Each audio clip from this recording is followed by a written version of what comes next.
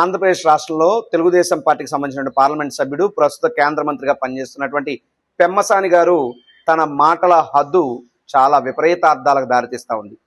ఒక కేంద్ర మంత్రి ఎప్పుడూ మాట్లాడకూడనటువంటి మాటలు ఈరోజు ఆయన మాట్లాడుతున్నాడు. అదేమిటి అంటే జగన్మోహన్ రెడ్డి గారిని మాటలతో చంపేస్తాడట. మాటలతో ఎలా చంపుతారండి? నాకు బాలకృష్ణ గారి సినిమాల్లో కత్తులతో కాదు కంటి చూపులతో చంపుతాం ఇలాంటి సినిమా డైలాగులు తెలుసు. కానీ రాజకీయంగా ఒక వ్యక్తిని మాటలతో చంపడం అంటే ఏమిటి? పెమ్మసాని గారు మీరు చెప్పండి. అయితే నాకు మీ చరిత్ర, మీ తెలుగుదేశం పార్టీ పునాదుల యొక్క చరిత్ర యొక్క గత మీ యొక్క వ్యవహార శైలి అంతా కూడా గమనిస్తే నాకు కొన్ని అంశాలు గుర్తొస్తున్నాయి. మాటలతో చంపడం అంటే ఏంటి? వంగవీటి మోహన్ రంగా గారిని రౌడీ అని చిత్రీకరించి మర్డర్ చేయించే టైపా మాటలతో చంపడం అంటే? లేదా స్వర్గీయ నందమూరి తారక రామారావు గారిని స్త్రీలోలుడు అని ముద్రేసి ఆయన వెన్నుపోటు పొడిచి ఆయన గుండెపోటుతో చచ్చిపోయేదాకా కూడా మాటలతో చిత్రవత చేయడమా? మాటలతో మీరు చంపడం అంటే మీ ఉద్దేశం అదేనా పెమ్మసాని గారు? ఇంకా లేదు అనుకుంటే బెల్లి లలితక్క గారిని అక్రమ సంబంధాలు అంటగట్టి వల్ల ఆవిడ చనిపోయిందని చెప్పి ఆవిడని చంపేసి ఆవిడ మీద దుష్ప్రచారం చేశారే, ఆ రకంగా మాటలతో చంపాలనుకుంటున్నారా? ఇంకా లేదనుకుంటే మెగాస్టార్ చిరంజీవి గారిని జెండా పీకేద్దాం అని చెప్పి ఆయన మీద ఒక వార్తలు రాయించి లేదా ఆయన సీట్లు అమ్ముకున్నాడని ప్రచారం చేయించి మాటలతో ప్రజారాజ్యాన్ని భూస్థాపితం చేశారే, ఆ రకంగా మాటలతో చంపాలనుకుంటున్నారా?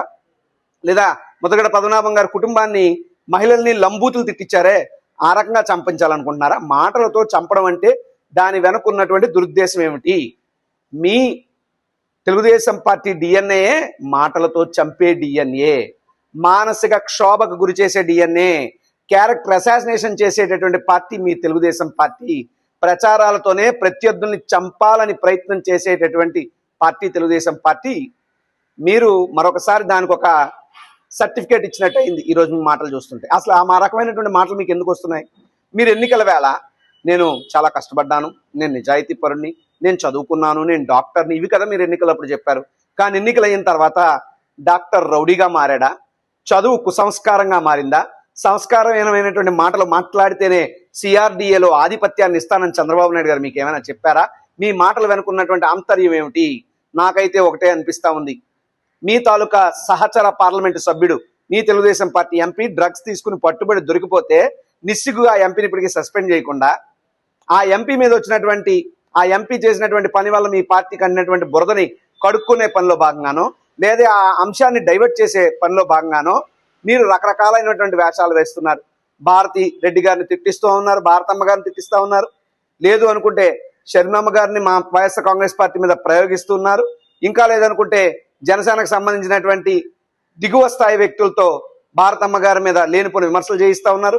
ఇన్ని జరిగితే కూడా మేమేదో రియాక్ట్ అయ్యి మిమ్మల్ని తిట్టో లేదా మీ మీద మా యొక్క బాధని వ్యక్తీకరిస్తే తద్వారా పొలిటికల్ డైవర్షన్ జరగాలని లక్ష్యం పెట్టుకున్నారు. కానీ జగన్మోహన్ రెడ్డి గారు మాకు నేర్పించినటువంటి సహనం, ఓర్పు అనేటువంటి గుణాల వల్ల మేము మాటలకి చాలా పద్ధతైనటువంటి భాషలో ప్రతి సమాధానం ఇస్తుంటే దానికి కూడా మీరు తట్టుకోలేక ఏదో రకమైనటువంటి అలజడి సృష్టించాలనే దాంట్లో భాగంగానే ఈరోజు సాక్షాత్తు వైఎస్ జగన్మోహన్ రెడ్డి గారిని ఈ రాష్ట్రానికి మాజీ ముఖ్యమంత్రి, రాబోయే రోజుల్లో కాబోయే ముఖ్యమంత్రిని పట్టుకుని మీరు మాటలతో చంపేస్తాను అని అంటే ఇది ఎంత సంచలనమైనటువంటి మాట, ఎంత నిస్సిగ్గు అయిన మాట, ఎంత కుసంస్కారమైనటువంటి మాట.